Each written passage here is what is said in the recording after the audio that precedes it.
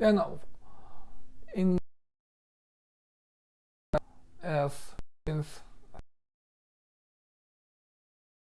and for the he appeared in Lumbini. He was Lumbini.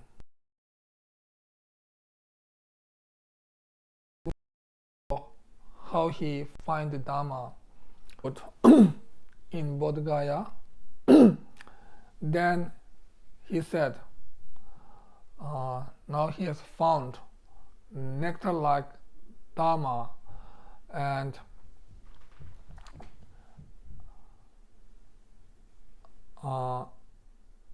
at that time no one can really understand such precious and profound teaching. So he didn't give the Dharma for 70 years. And then during that time, the powerful gods like Indra and Brahma, they supplicate to Buddha Dharma, to Buddha Shakyamuni, and also after 7 weeks he found the right person to give the Dharma teaching. So due to all these conditions get together, then finally on the 4th day of the 6th lunar month, he gave the Dharma teaching. Now that it is known as the Dharma Chakra Day. So from that time onwards, Buddha Shakyamuni gave enormous amount of teachings to suit the different mentalities of the followers. For example, one type of medicine cannot cure all types of sickness. To cure different types of sickness, the doctor needs to give different kinds of medicine according to their own sicknesses. So similarly, Buddha gave enormous amount of teachings in order to suit the different mentalities. And we can say we should perceive Buddha like a doctor, and we should perceive the Dharma like a medicine, and we should perceive ourselves as a patient, and our own negative thoughts such as anger and attachment, ignorance, etc. as our own sickness, and receiving the teaching and applying the teaching into practice is like receiving the doctor's advice and following the doctor's advice. So therefore, Buddha Dharma is like a medicine. And when Buddha gave the teaching, Buddha gave these teachings to different disciples at different places. Sometimes even by one voice of Buddha can give teachings of three yanas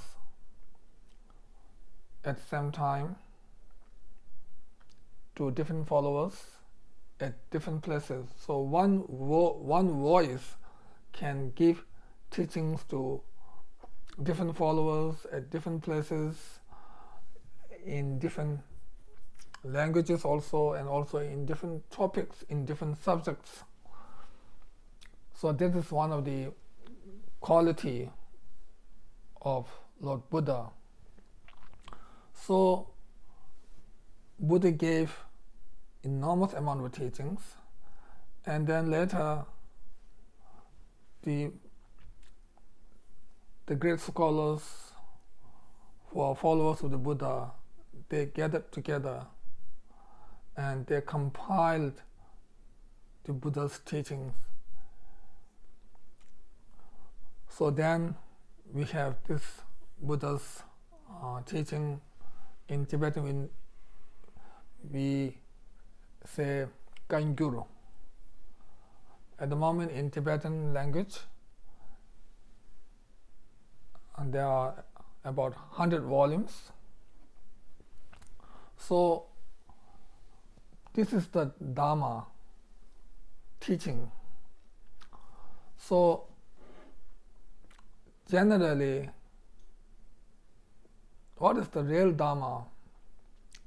Actually, the Dharma, the word Dharma is a Sanskrit word. Sometimes they're called Dharma, right? I think in Sanskrit they're called Dharma. And this word actually has 10 different meanings depending on different contexts. As it is clearly said by the great Acharya Vasubandhu, that the word Dharma has 10 different meanings. But here, when we say Dharma, it refers to the Buddha Dharma, which is one of the three precious jewels or one of the triple gems. So this Dharma is sacred and secret, and it's profound and precious. So what is the real Dharma? Some people might think just attend a big Dharma event without any focus on the actual words and meaning of the Dharma, just attending that event, that Dharma event as their own Dharma practice. But this is not the real Dharma practice. To practice Dharma, first and foremost, it is important to know what is the meaning of Dharma, what it really means. Without knowing the meaning, without understanding it, then it is difficult, it is not possible to practice the real Dharma. And also, when we receive Dharma or practice Dharma, it is important to have the right motivation.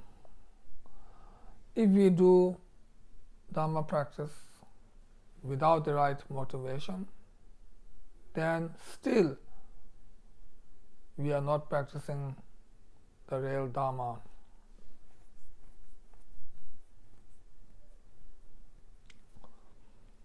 So in ancient time, there's one great master, and he gave advice to another person. At that time, the another person is doing some kind of Dharma practice, and then at that time he said, the master said, you should practice Dharma. Then he thought the one that he is practicing is not the real Dharma. Then he did another kind of Dharma practice. Then again the master said, you should practice Dharma. Then again he changed and he did another kind of Dharma practice. Then again the master said the same thing, you should practice Dharma. Actually, I don't remember exactly what type of practice that he did in doing these three different times. But anyway, it means just doing prostration does not consider as a Dharma practice. Just by reading Dharma books does not consider as a Dharma practice. Just by doing meditation or retreat or doing sadhana does not considered as a Dharma practice. The real Dharma practice should come from our own mind, should come through developing the right motivation. Without developing the right motivation, no matter whatever you practice, how profound it is, it won't be a real Dharma practice. So to do Dharma practice, first it is important to have the right Dharma to practice. But only that is not enough.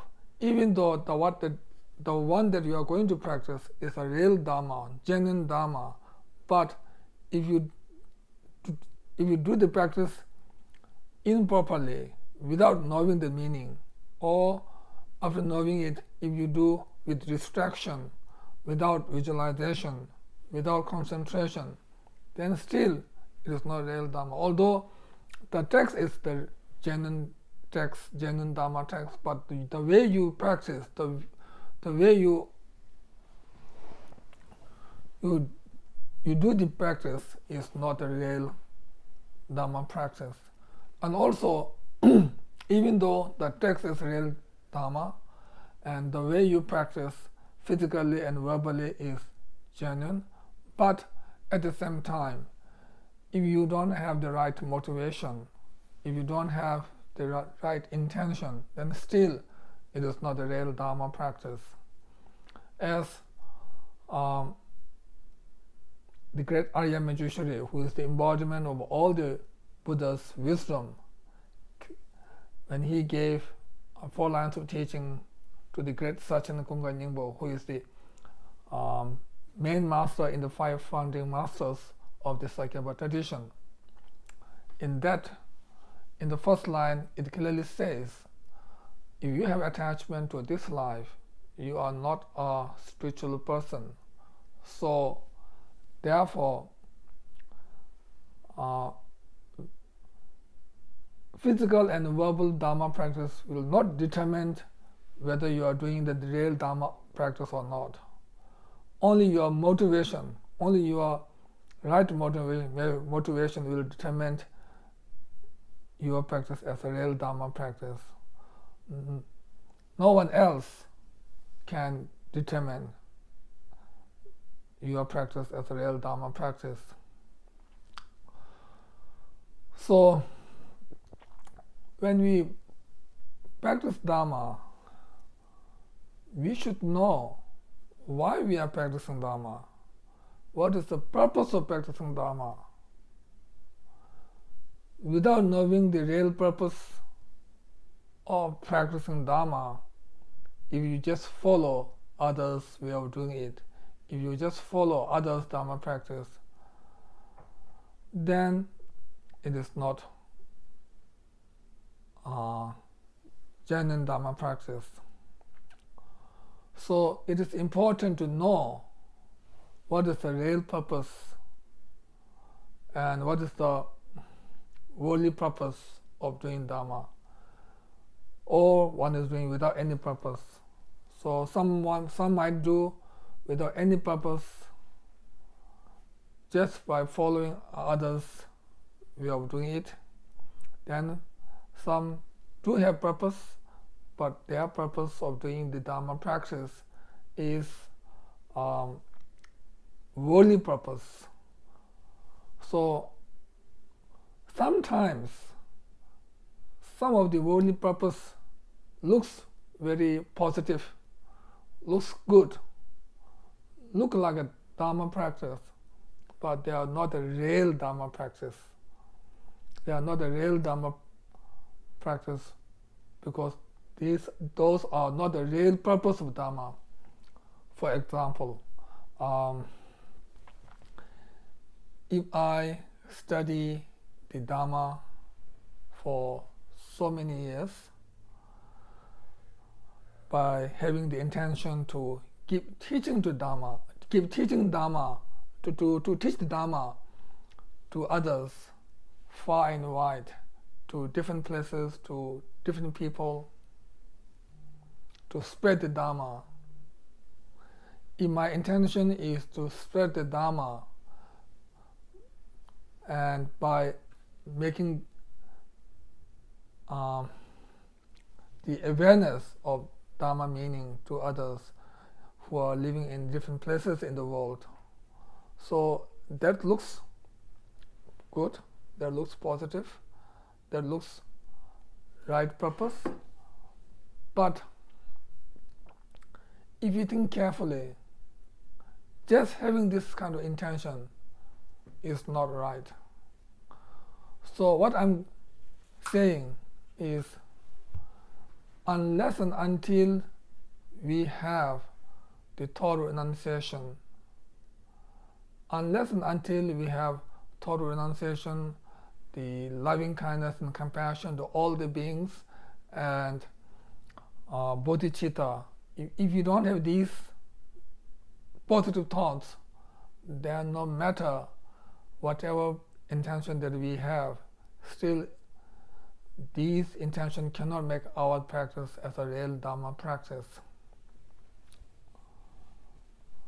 Although you might think, I want to do Dharma practice to help others. Practicing Dharma in order to help others, in order to benefit sentient beings, in order to serve the sentient beings is very good. But just by having this kind of intention, we can't say this is the right intention, this is the right motivation. Because we can have such intention by thinking, I want to help my community, which means 100 people, 1,000 people, 10,000 people, etc. Or I want to help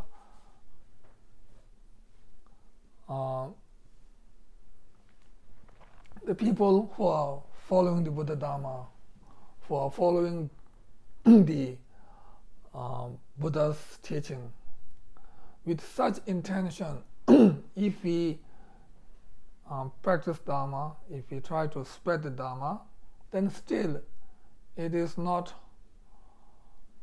the genuine Dharma practice, because in this intention, still we are not extending our loving kindness and compassion to all the sentient beings. We are just focusing the followers of the Buddha. Followers of the Buddha are sentient beings, but they are not all the sentient beings. There's a big difference between all the sentient beings and all the Buddhist followers. All the Buddhist followers are much lesser in number compared to all the sentient beings. When we say all the Buddhist followers, or all the Buddhists, or all the Buddha's followers, then we are talking about millions and millions. We are not talking about countless. But when we say all the sentient beings, not only it includes all the people, all the humans in this world. Now the number is increasing. Now we are almost having like 8 billion, much more than 7 billion. So all the sentient beings not only refers to the human beings in the world, but it also includes all the animals who are on the earth, or who are in the water, or elsewhere.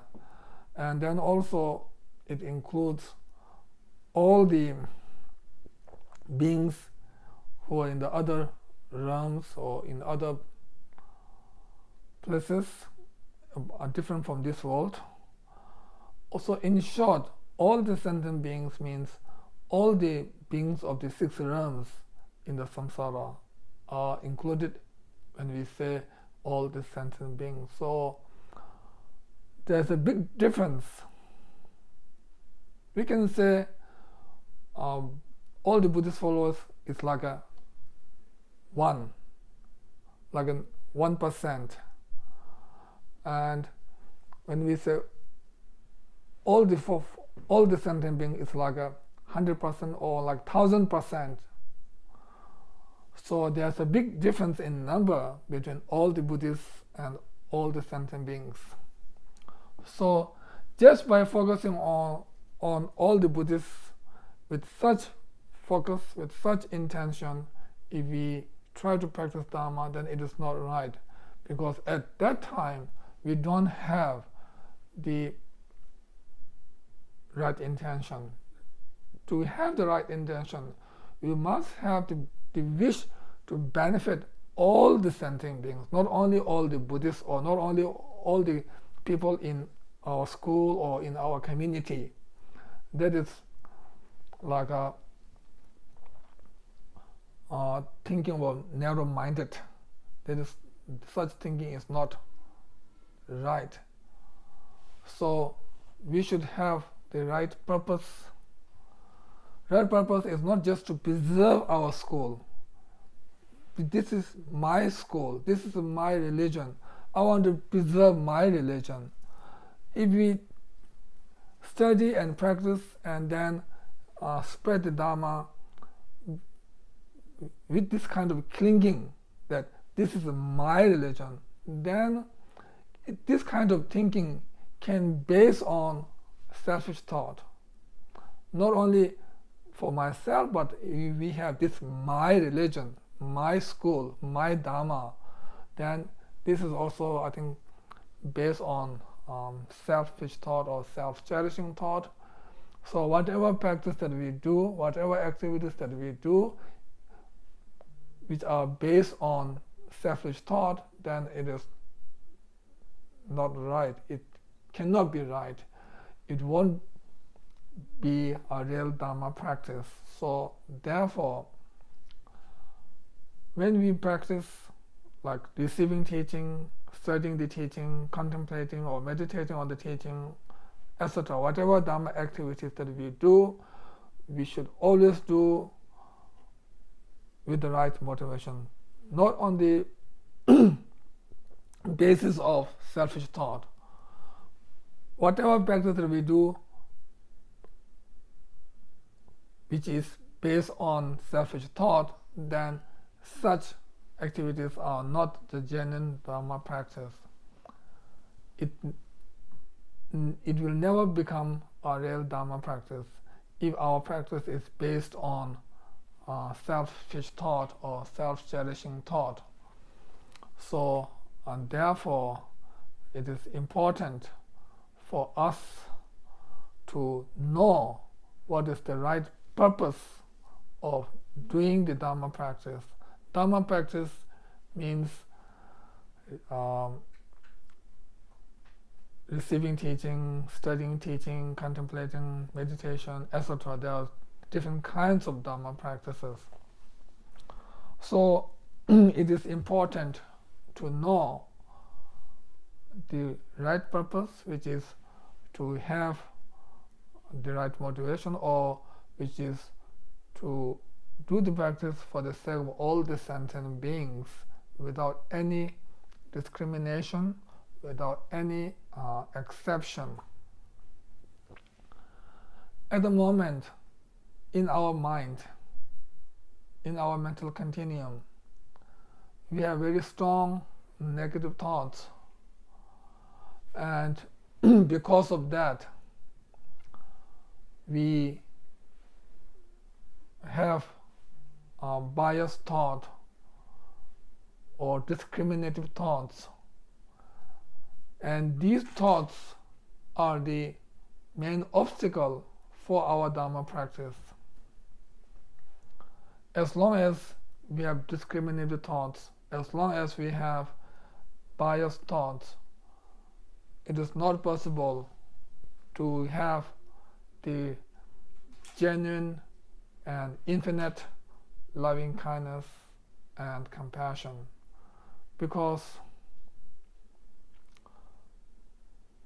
loving kindness and compassion thoughts are based on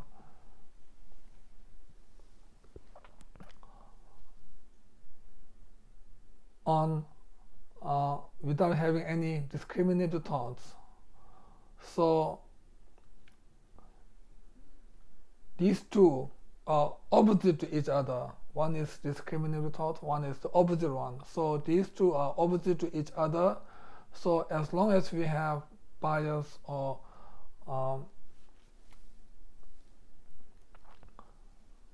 discriminative thoughts, we don't have the genuine loving kindness and compassion. So therefore, at the moment, it is not possible for us to have genuine motivation or loving kindness and compassion all the time, like 24 hours a day. It is not possible. But first, starting from a short period of time, like few moments or few minutes, and then try to extend or try to make it longer and longer. Then finally, we can do the practice, or we can have the right motivation 24 hours in a day, and also not only one day, but we can do it for many days, and then later we can do it slowly we can do it all the time. So this is practice. Dharma practice is actually mental practice. The real practice should come from the mind, and the mind can improve. Our mind can improve. There's no real limit. We can improve a lot. So for example, if there's 1,000% to improve, maybe at the moment we only have 1%, then from 1% we can improve up to 1,000% or more than that. We can improve more than 1,000%. We can there's lots of room for improvement. But if Dharma practice is mainly referring to a physical practice, then we cannot improve much. It is not possible to improve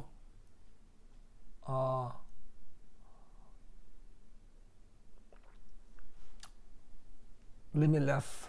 There's a limit to improve. We can't improve so much.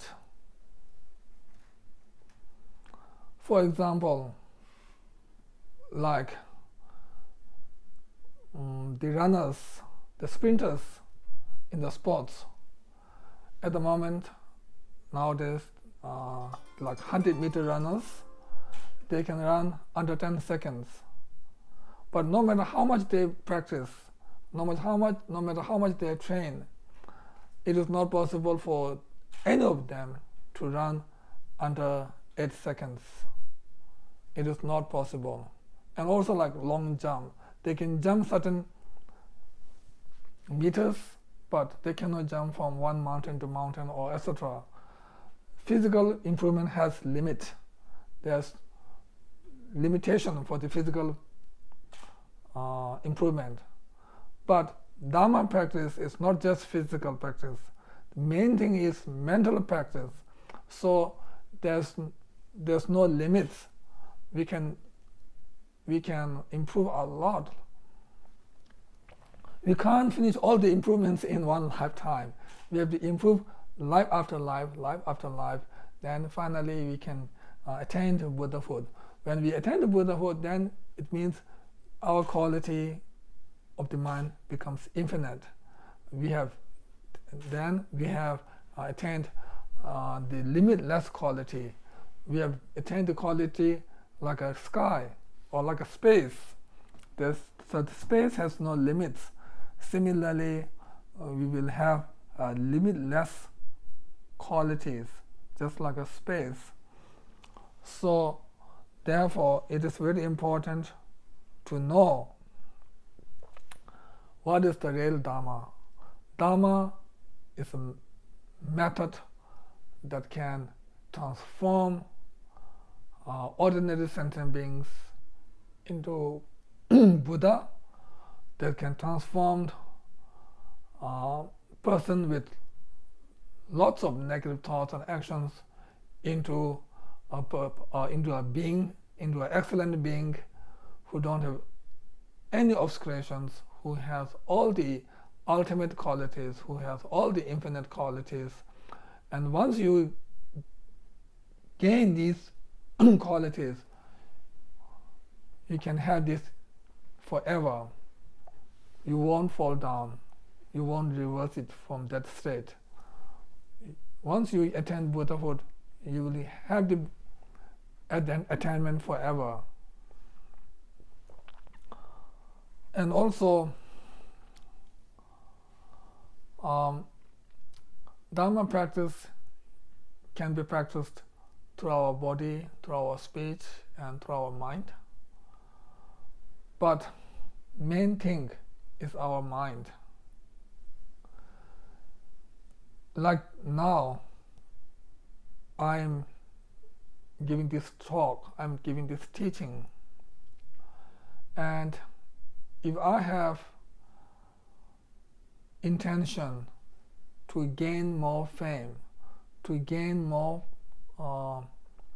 followers, then my intention is not right. Although what I'm saying is the truth, although what I'm saying is according to the Dharma, but due to my own worldly intention, I am not practicing Dharma right now if I don't have the right motivation. So whether one is practicing Dharma through studying, through contemplation, or through teaching, etc., depends on your own motivation. Like just now, it looks like I'm doing good thing. I'm giving teaching. I'm trying to teach Dharma according to the Buddha's teaching. But just by this, one cannot determine that I'm doing Dharma practice. Only my mind, my intention, my motivation can determine whether I'm doing Dharma practice or not at this moment, at this time. So, therefore, although we have three kinds of actions, of like physical actions, verbal actions, and mental actions, but the real Dharma practice should come from our mind. And generally speaking, our mind is more powerful than any other, because mind is like the boss, and body and speech are the ones that are like working under this boss called mind. So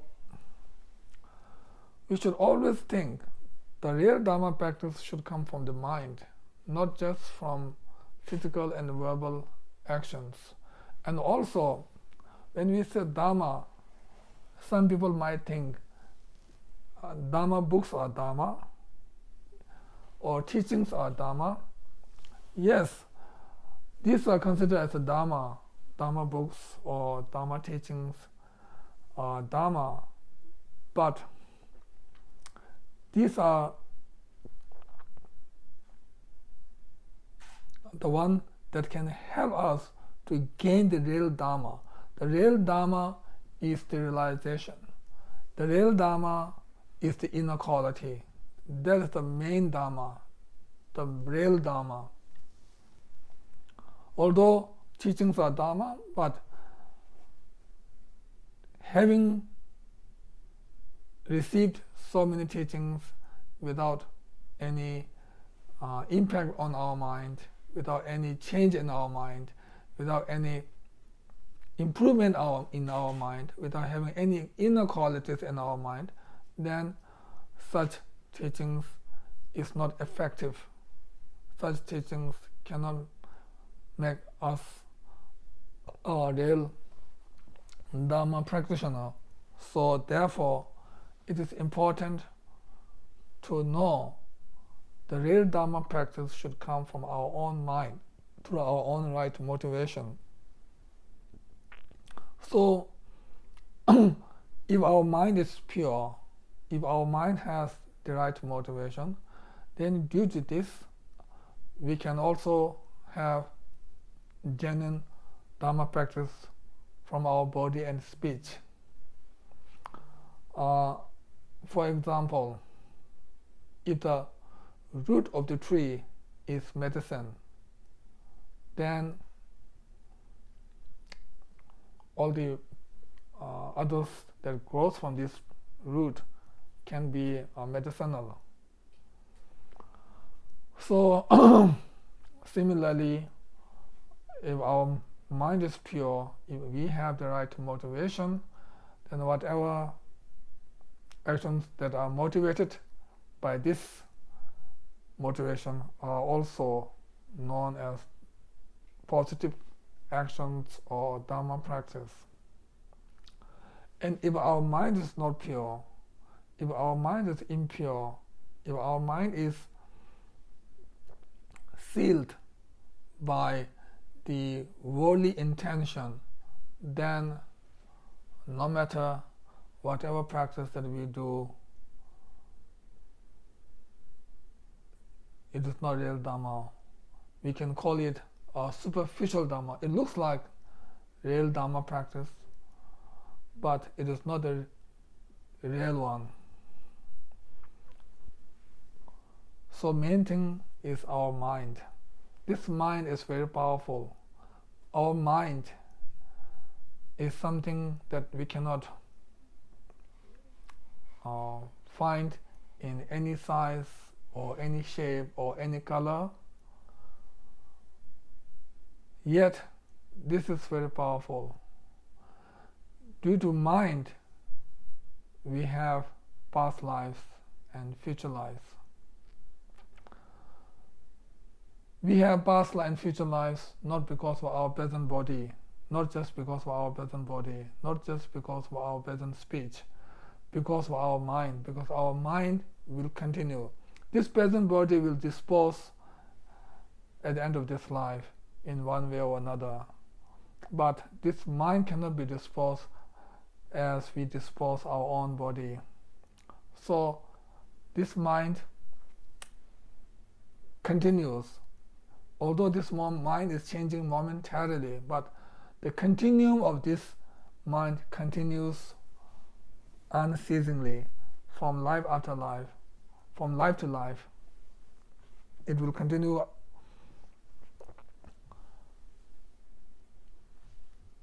and it never stops.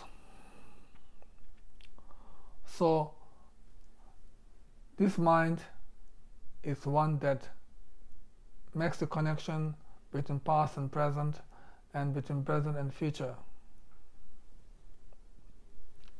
And our Dharma practice is based on past, present, and future lives.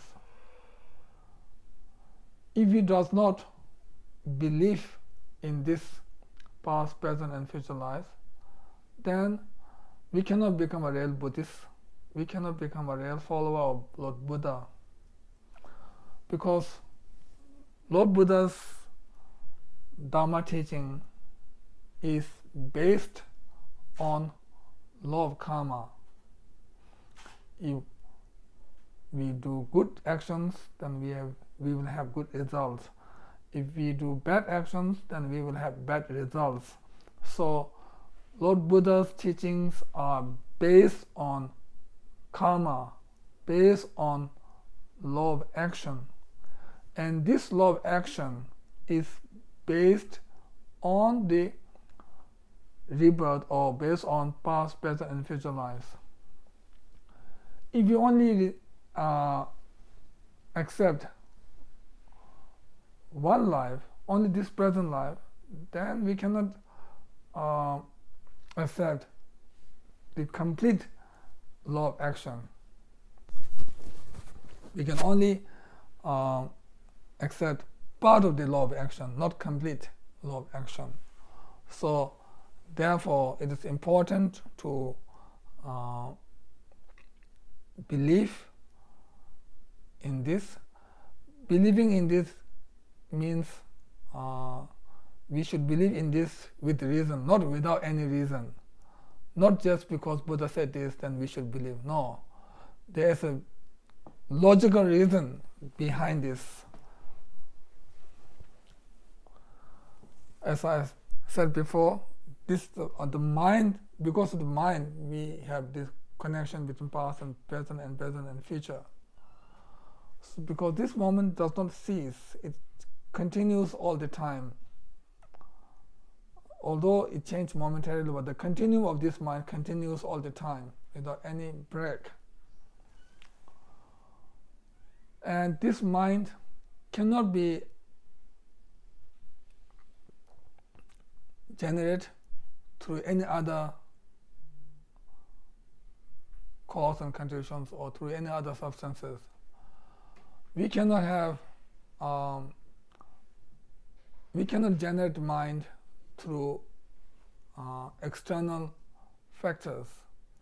We cannot generate the mind only through the external factors, only through external substances.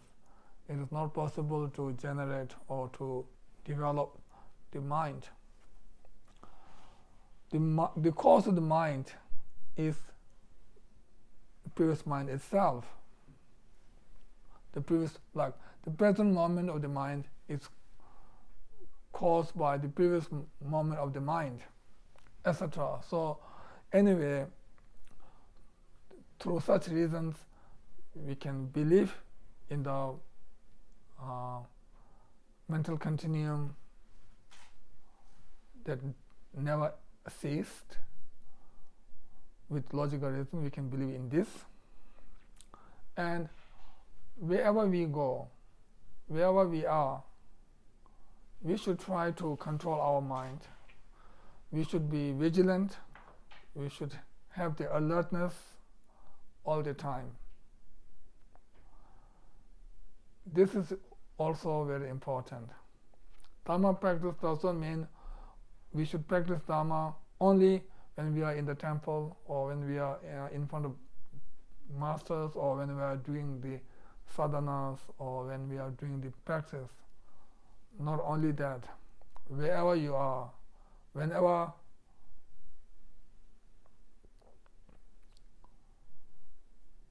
you should always practice Dharma, even when you are doing activities, your worldly activities in your home or at your workplace or anywhere.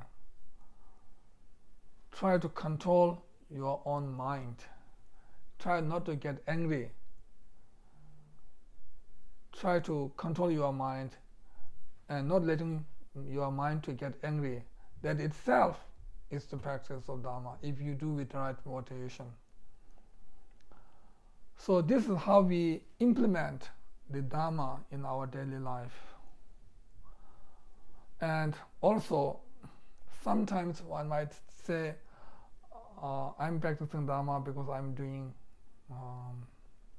all these practices or all these sadhanas, and I have recited so many mantras, and I have received teachings for so many years, and I have so many great gurus as our own guru, so I have done so much, so many good things in my own life. But only this is not enough. We should try to practice. We should try to implement the teachings in our life. So not only during this time we should practice.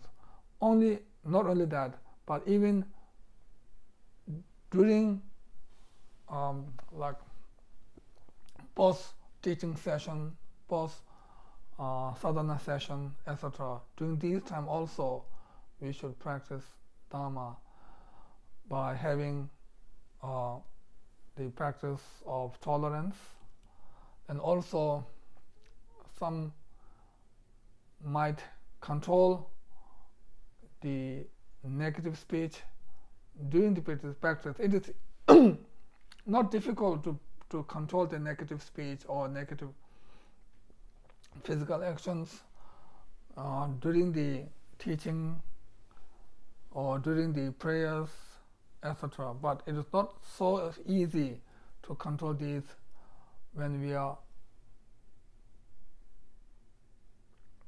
doing other things, when we are doing worldly things, or like when we are at workplace or when we are with family members, etc. So at that time also, it is important to control our mind. So that's why it is important to have vigilant and alertness all the time. And in our daily life, try to do positive actions as much as possible. Always try to remember what we should do and what we should not do, or what is to be adopted and what is to be abandoned. We should know this all the time, try to remember this, and not only try to remember this, but also try to implement this kind of teaching in our daily life. So main thing is to practice. If you don't practice, if you don't implement, then there's not much use. For example, if a person learns how to cook food for months and years from a great chef, but if that person doesn't really cook or doesn't really eat the food, then what is the point of learning how to cook for so many months and years?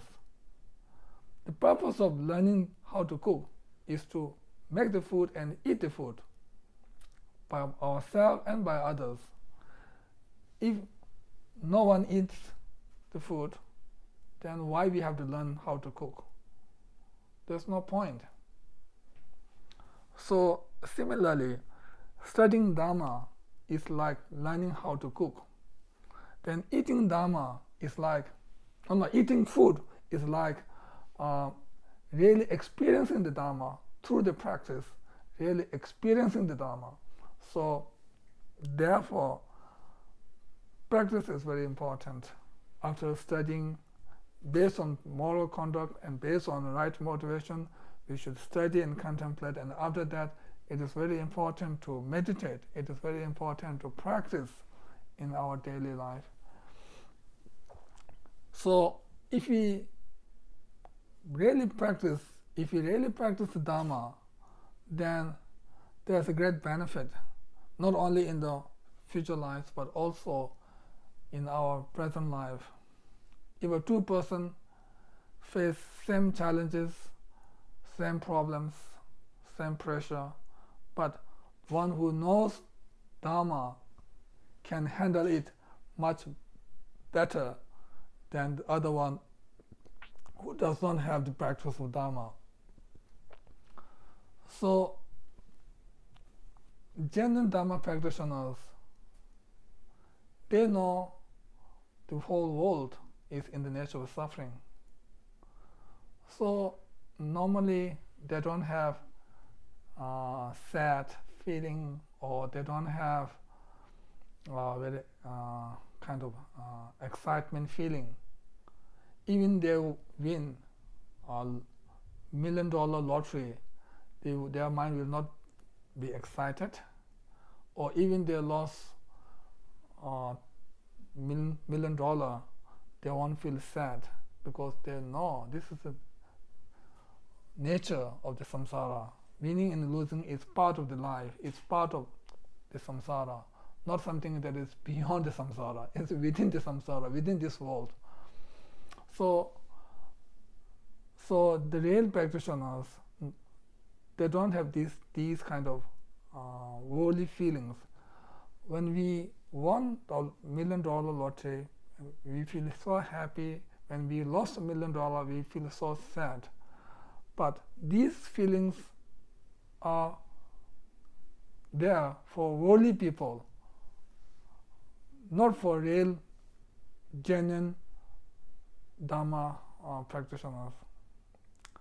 I won't say I'm also a genuine practitioner, because I also have lots of worldly thoughts, but those who are really Dharma practitioners, who are genuine Dharma practitioners, they don't have this kind of worldly feelings. Even they win or lost $1 million, it is same for them. There's one sutra. In that sutra, there's one prayer. In that prayer, it says, for example, this is Buddha's teaching in the sutra. It says, for example, a young girl in her dream, she delivered a baby.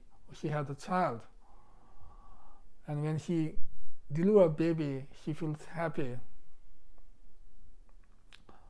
and then in her dream this baby or child dies, and then she feels sad. So when we have the baby, when she has the baby, she feels happy. When she lost the baby, she feels sad. Both are in the dreams.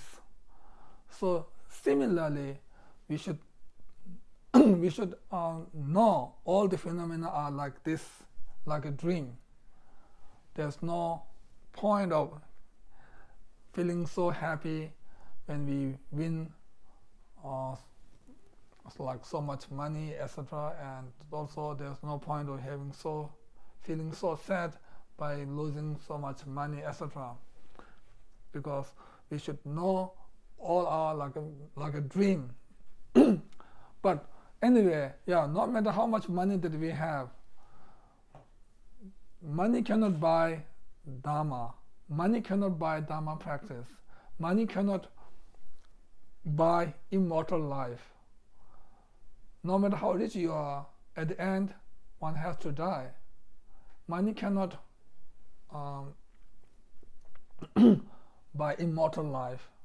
And also, money cannot help our future life. All the money or all our belongings that we have in our present life, we need to leave all this behind. When we go to the next life, we can't carry all this. Not a single penny.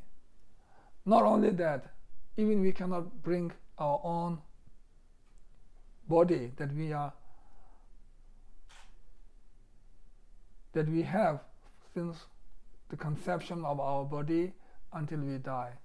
That body also need to leave behind, and only the mind, the mental continuum, need to go to next life. So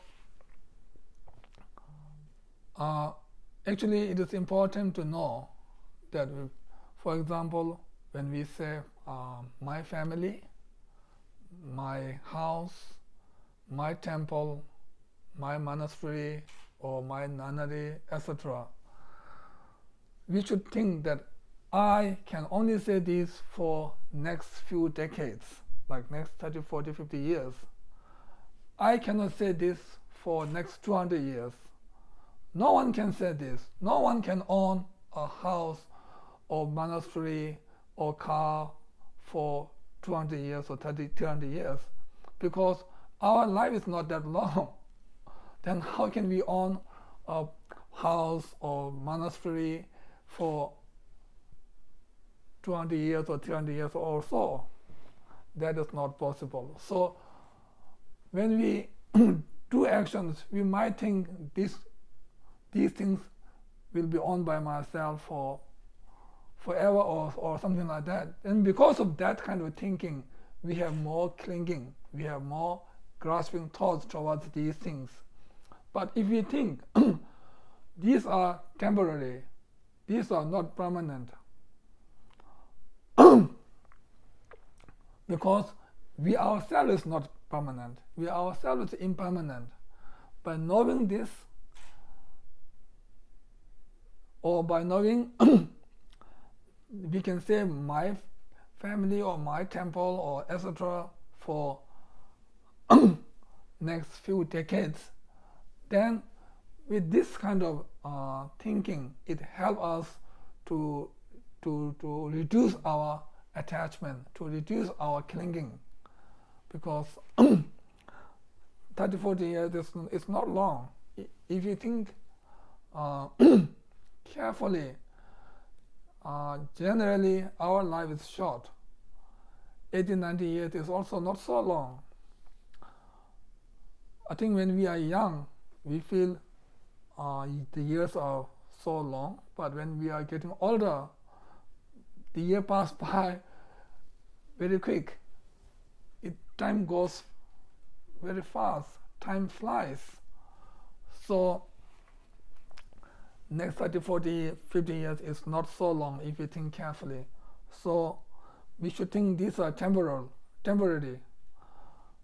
So with such intention, by thinking all these are like a dream, then thinking that we are living in a dream and nothing is truly existent. With such understanding, if we try to have the right motivation and then try to practice Buddha Dharma from our body, speech, and mind as much as possible, then it will be great beneficial to us, and also we can influence others to be on the right track, on the right path, on the path to attain the liberation and the enlightenment state. So main thing is to have positive mind. Some people might think by changing the physical place one can solve the problems, one can have a better life. Of course, by moving from backward to a developed country or developed place, one can solve some basic problems like bad electricity or bad water system or bad road or like that. But these are not the only problems that we face in our life. Even we are in the developed countries, we still have, although we might not have the problems of electricity or water, etc., but we have many other problems that we face. Physically, it is challenging. Mentally also, it's very challenging to live in developed countries. And also, in developed countries also, there are many people who commit suicide. So that clearly shows just by living in a developed country, it doesn't give us the real and genuine happiness. The real happiness should come from our mind. So in order to have a better life, better future, or better results in the future, then we must change our mind. Not only we change the physical place, but also the main thing is to change our mind, our mental attitude. We should change from negative to positive. We should transform our negative mind into positive mind. And if we can change this, then that is the real method. And if we do this with the practice of Dharma, because Dharma has the ultimate or the real positive mind. The real positive mind is none other than Dharma practice. So through this Dharma practice, we should try to